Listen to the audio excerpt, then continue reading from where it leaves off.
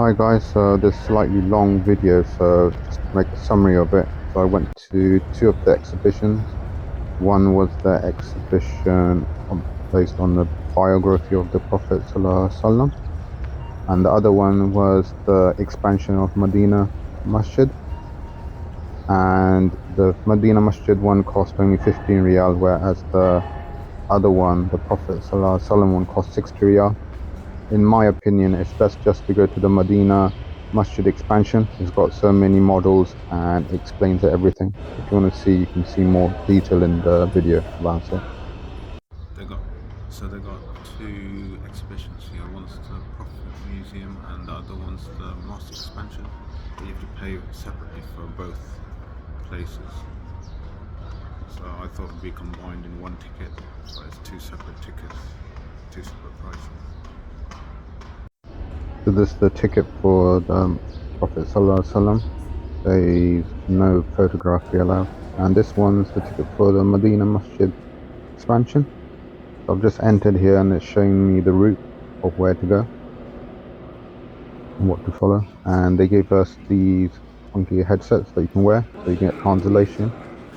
And each of the boards got these QR codes, so you scan the QR code and it reads out what's on the board, which was really good, especially for all the different languages.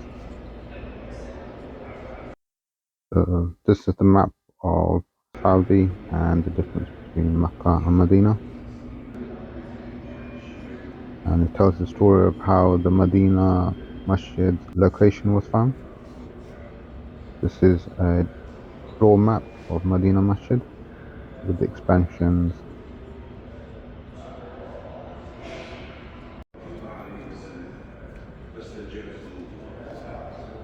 There's more explanation about the Qibla, the pointing of the Qibla, and what happened from where it changed from pointing towards Masjid al-Aqsa to then pointing to Masjid al-Haram.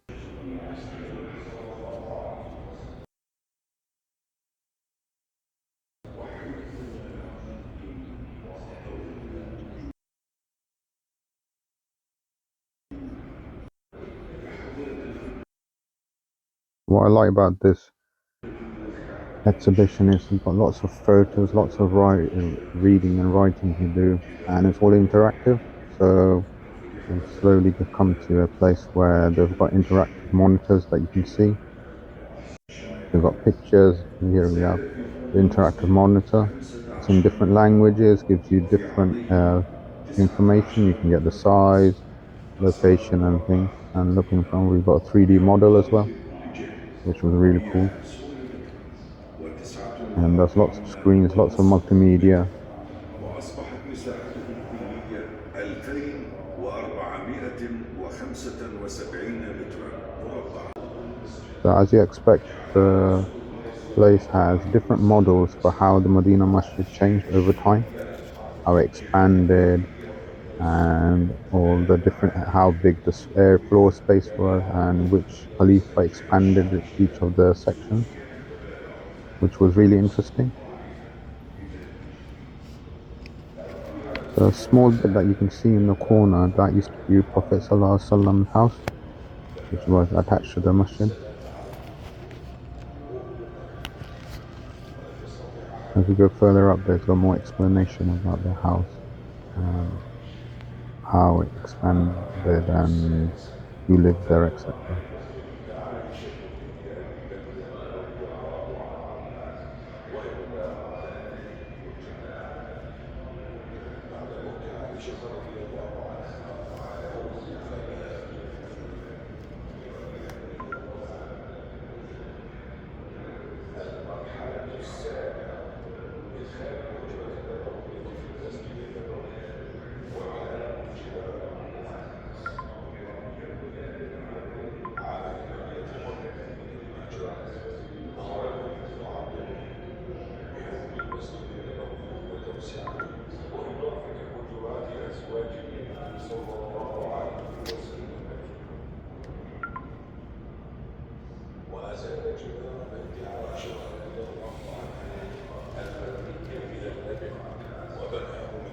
So this was the most interesting video I found, and this was about Prophet ﷺ, where they're buried and how it's inside, and this explanation about how the stones have been put around their burial place, the shape of the burial.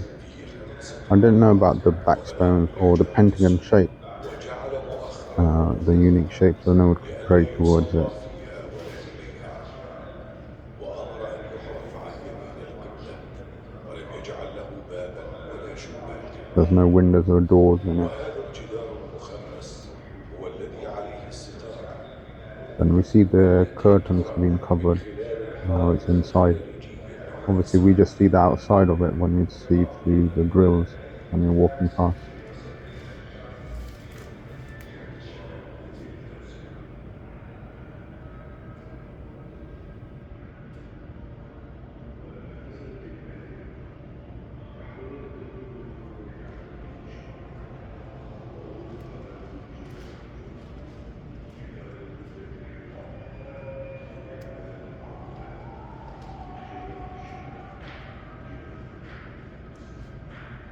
وسلم مات ودفن فيها، وهي ضمن الحجرات النبوية التي يسكن فيها مع أزواجه صلى الله عليه وسلم ورضي الله عنه.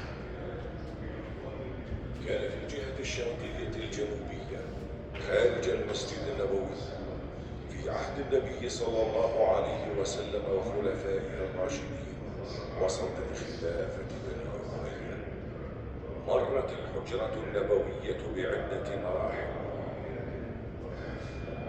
المرحلة الأولى بناء الحجرة النبوية، بناها النبي صلى الله عليه وسلم مع مسجده، وتتكون من غرفتها المبنية من اللبن وسقفها من الجليد، ولها باب من خشب يفتح على البناء وهو من جليد النخل ولا سقف له، وله باب من الجهة الغربية يفتح على المسجد النبوي.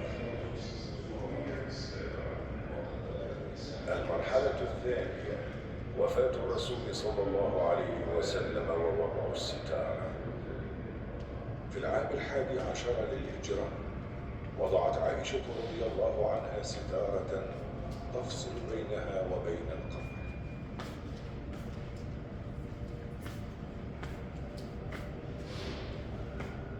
المرحلة الثالثة وفاة أبي بكر الصديق رضي الله عنه وإزالة الفناء.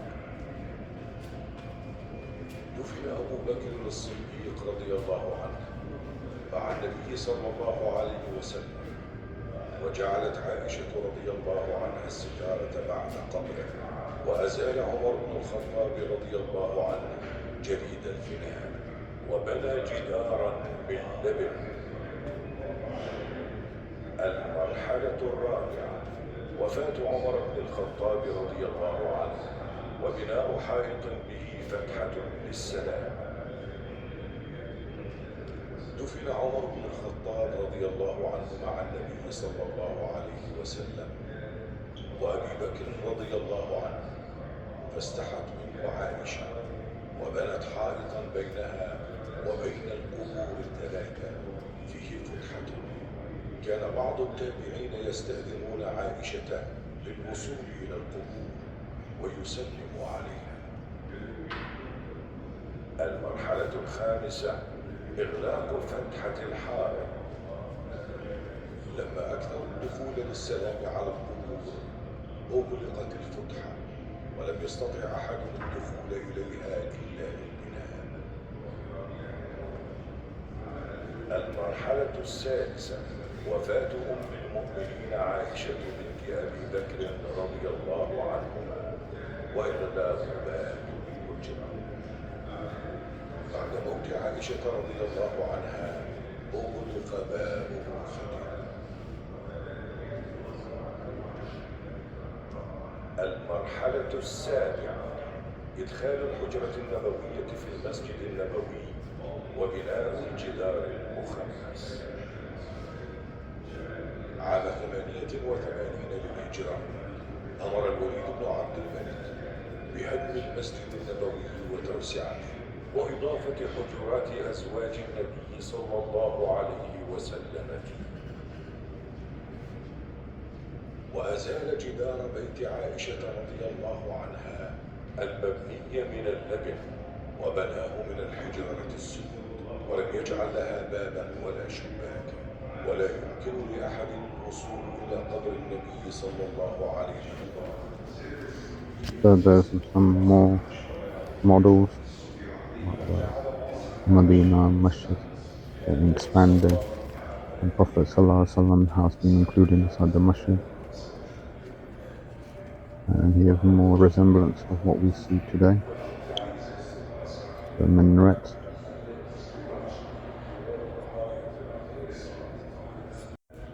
Really interesting exhibition. I really enjoyed that. There's a lot of information there, how all the design and the details very interesting.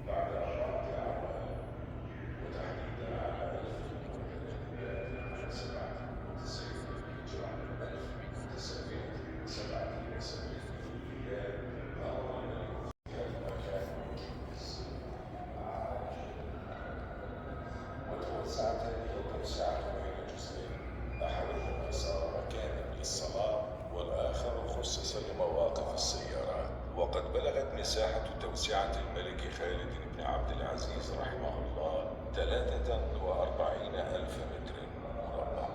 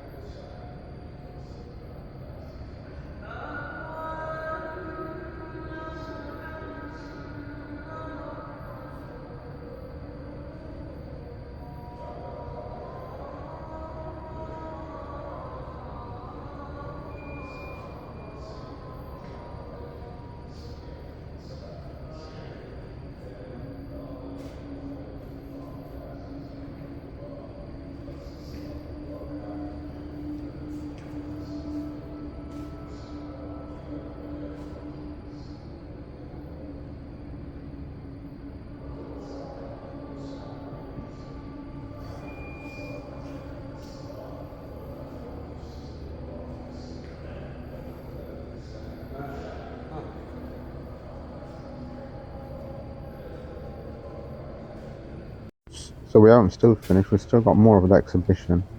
Obviously, I had a time slot to get to the other Prophet Sallallahu Alaihi Wasallam's biography. So this is a replica of the member in Madinah Masjid for some of the time, and it's got explanation of it. There's a lot in this exhibition. There's a lot of artifacts as well. Even this exhibition is like a museum, so you've got lots of things. So here we're going inside. So we've got different things that you can come and see, like a vase.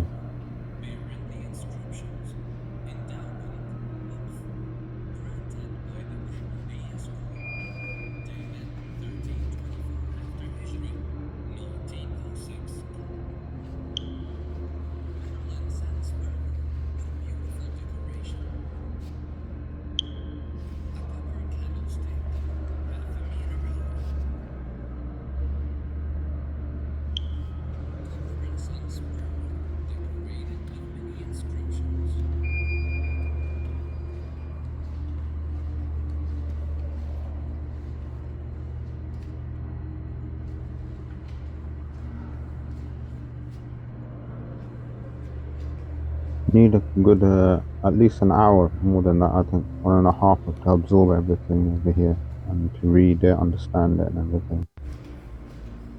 Obviously I didn't realize that it was such a big exhibition here. I thought it was just a small one, considering they only charged me 15 riyal for it. So I was really impressed with this. Recommend it for anyone that's gone to Medina and have to go here. And on top of that, there's no rush, it's quite empty. This is a nice model of all of Medina, with Madinah Masjid there. In Jannat al-Baqi you can see. So very interesting. And at the end of it, obviously you've got the gift shop, if anyone wants to buy any gifts. Mosque. And these prayer mats made here in Medina. How much is 120. 100? Thickness 8 mm. Same like Rosa carpet. We have keychains, 5 riyal. Fridge magnets, 5 riyal. Okay. Jazakallah. So I rushed across to the other exhibition, the one for the Prophet Sallallahu Alaihi Wasallam, the museum. Looking forward to this one. Inside, the design interior was very futuristic. I was impressed. I had high hopes for this. Obviously there's lots of people sitting there, they also want to go in that time. They're much more busy than the exhibition for the Medina expansion. But I was disappointed with this one. There was no artifacts or anything. All this is just 3D models on a computer. Some of the screens didn't even work, and we were forbidden to record the first half of it, where they explained everything about Prophet Sallallahu Alaihi Wasallam, the characteristics of Prophet Sallallahu Alaihi Wasallam, what they used to eat, how they looked, the hair, the eyes, everything. And this is a model of Madinah Masjid, but as I had already seen it in the previous exhibition, here's sort of a copy of it.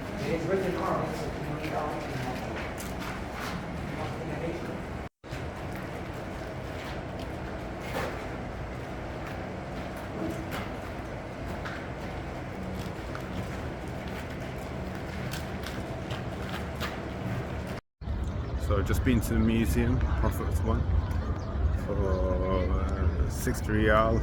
They took us through a tour. The tour lacked enthusiasm, and also I felt just being rushed through things. So I was expecting that even though they had a tour, they would get to see some of the interactive models and lots of information they had down there, but all they did was just go through the thing and then they left out that screen. So I asked them then, is it finished or is it why? And they said, oh, there's going to be, all the information is going to eventually be on our app. So it was just them talking through the things, which is a disappointment because obviously you think it's a museum, there'll be things there that you get to see. I mean, everything was on the screen, I guess. I don't know where the real actual artifacts are. So there's across the road there they had the expansion of Madinah, and that's for 15 riyal, and that was worth it because you get to see lots of models and see the construction and thing. And on this place where even though they had lots of information, you weren't allowed to see it, so you they just took you through the tour, and it's a lot of gap. And I asked him that it's only 16. He said it'd be a lot more money if we would allow you to see everything or go through all the interactive models, which at the end of the day is you're giving dawah basically, because you're giving knowledge about Islam and stuff to people. So I would just expect it to be free. Like if you go to if you come to England and stuff, lots of museums are free. So why are they charging for this, I would say.